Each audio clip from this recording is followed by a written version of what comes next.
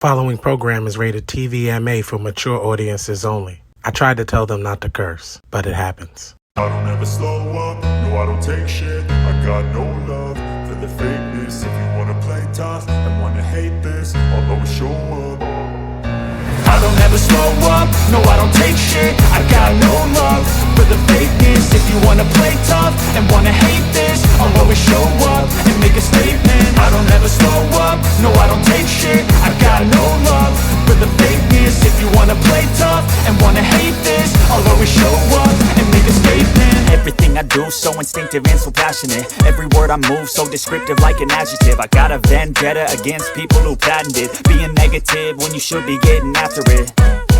I got facts over tracks, this and that spit. Welcome back to the channel. It's your guy Dan the Statement, and this is your SmackDown review for March 14th, 2025.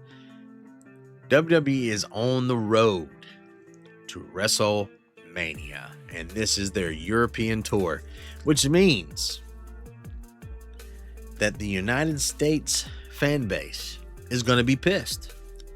I've already seen the hate online about how people are like, I can't watch it until later. It comes on at 3 o'clock in the afternoon. I'm like, SmackDown will come on the right time, but you got to watch out for spoilers. So that's another reason why this video is not coming out until SmackDown is aired.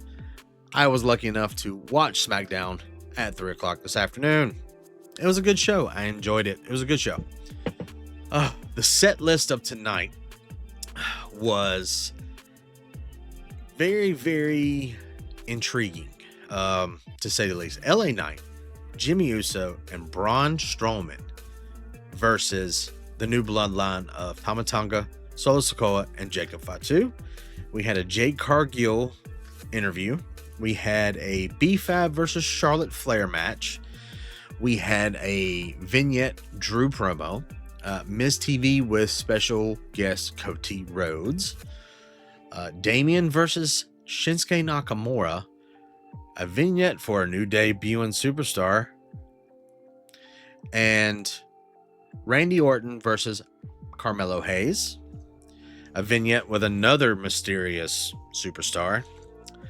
Gunther versus Axiom, which was, wow, that was new. Paul Heyman in the ring promo, and DIY takes on the Street Profits, putting up against with their tag team championships. I was entertained by this entire show. It's been a long time since SmackDown actually entertained me, but let's get into it real quick. I don't want to spend all night here.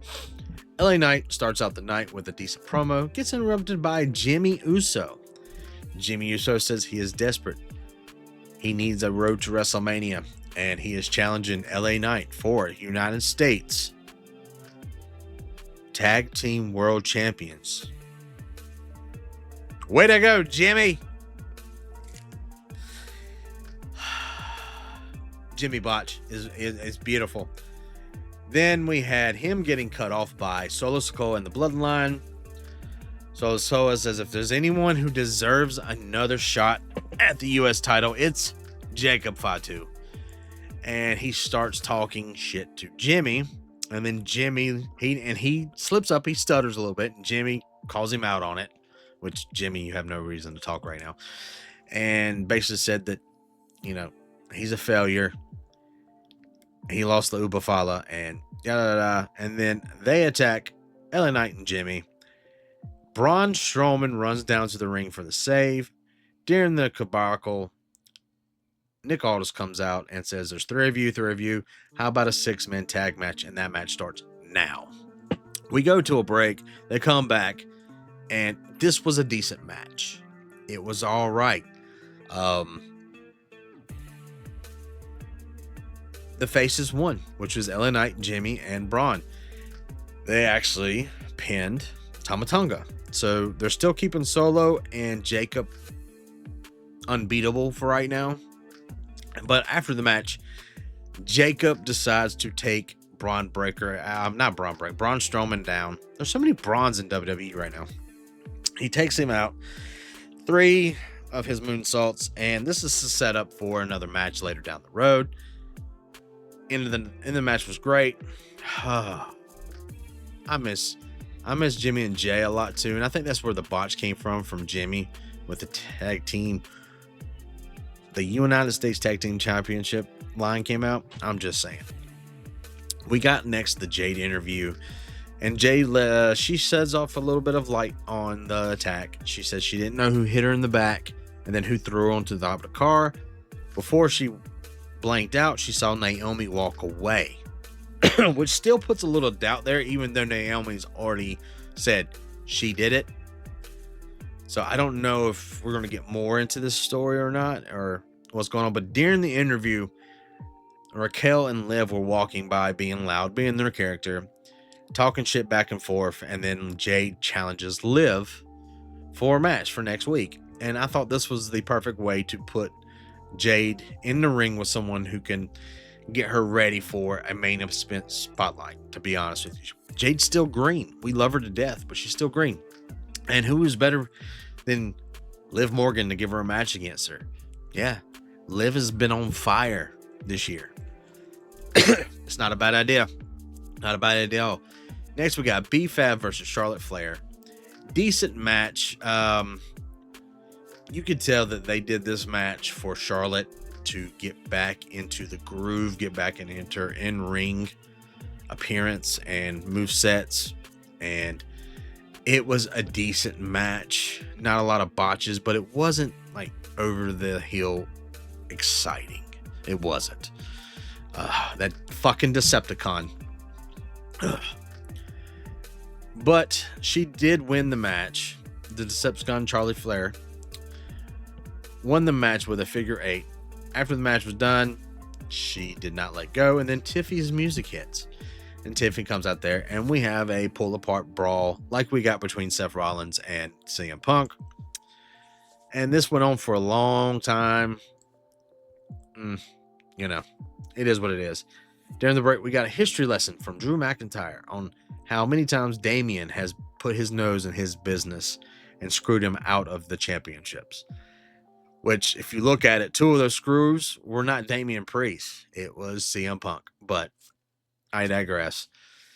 So we're going to get that match. Big time. It is what it is. Next, Miz TV came out. Miz came out. Go to do the Miz TV. He says, please welcome. And right before he could say it, Tiffy and Charlotte are still fighting. They come back out. Tiffy gets on the top of the TV Trons and does a high fly move. And Miz was like, he just went with it. He was like, hey, what a better way to start off Miz TV. He said, I want you to introduce my guest, Cody Rhodes. Rhodes comes out. He's wearing athletic gear. He's not in his suit, but he's not in his ring attire. He's in, windbreaker pants, windbreaker jacket, sneakers. For some reason, he threw the title up in the air, caught it, was doing his whoa, get into the ring, and then gets on the counter, on the ropes, and starts to go whoa. And then Miz is like, no. Miz is like, this is Miz TV. And then Cody gets down and attacks him. Picks up the mic. He goes, I'm not interested in talking. The only person I want to talk to is John Cena.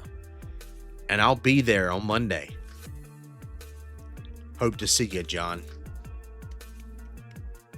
Very small clap. Very small clap. And Cody's getting some balls.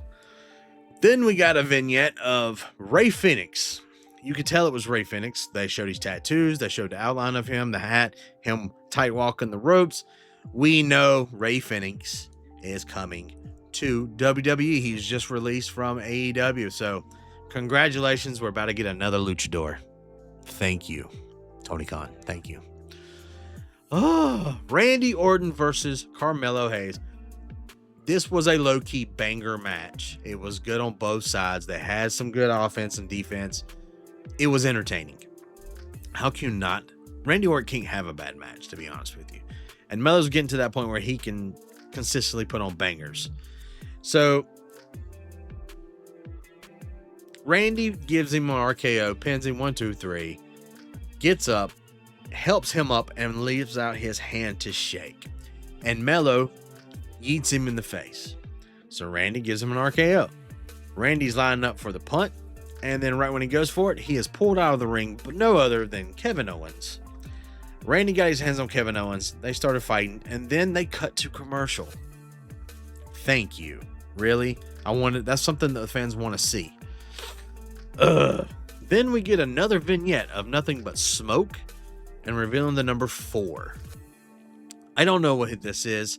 I have a feeling it's for Malachi Black or Aleister Black. We know he was released from AEW a month back. We know his wife, Zelina Vega, is on the SmackDown roster. So we're probably going to get him on SmackDown. It's a win. It's a win. Gunther comes into the ring to cut a promo, but he's wearing his ring attire. And he goes off on Jay, and then he's like, we're in Barcelona, Spain. And he goes, they have a kid back there. It's a hometown boy, their hero. And I'm going to give him a chance. And basically, it's Axiom from NXT. And he comes out wearing his tag team title, and the place went nuts. Did not know he was from, I knew he was from some part of Spain. I just didn't know it was that. They always build him as a luchador, which is hilarious because, they're in Spain. It's Spanish and stuff. So this was a high-key banger. This was a great match. It showed off Axiom and his range. And Gunther actually sold for this man. He actually put him over. But he didn't let him win. Of course not. Gunther takes the W. And that was that. But that was a low-key banger match. I loved it. It was a great, great match. Then we get Paul Heyman, his in-ring segment, and the crowd are loving him. And he says he only wants to talk about 2 things. Number 1 is today is National Roman Reigns Day. And what happens on Roman Reigns Day? The worldwide debut and release of WWE 2K25. And of course, Roman's the cover. He's got his own island in the game. I've played it. If you haven't played this game, you need to go play it. It's actually very, very, very nice. There's still some glitches, especially with the MyRise and some online functions, but it's a decent play. I like it. The showcase is Roman's, his bloodline, and I enjoy it. So it's not a bad game. I enjoy it. It's just, it's cut from the same cloth as it has been for years. They just bring back some old functions and bring in some new functions. So play it when you can. Next, we had the Street Profits versus DIY, and for the tag team championships to be online. This was a banger. I love this match. Tons of false finishes, tons of everything, but my boys and new WWE Tag Team Champions, the Street Profits, are back. Congratulations, you guys. You guys deserve it. Thank you, Bobby. You guys really deserve this win, and I could not be more happier for you. I've been following these guys for years. Montez Ford is one of my favorite wrestlers, and it was a great, great feeling. And to see it there and then see the emotions on their face, I enjoyed this match. So, with that being said, there's some stuff coming on in the news you're going to see soon. Hulk Hogan's back in the news. Douchebag. But also, guys, come and check out the Wolfpack Wrestling Podcast every Thursday, 7:30-ish. Facebook, Instagram, YouTube, Twitch, X. And as always, be good people. See you next time.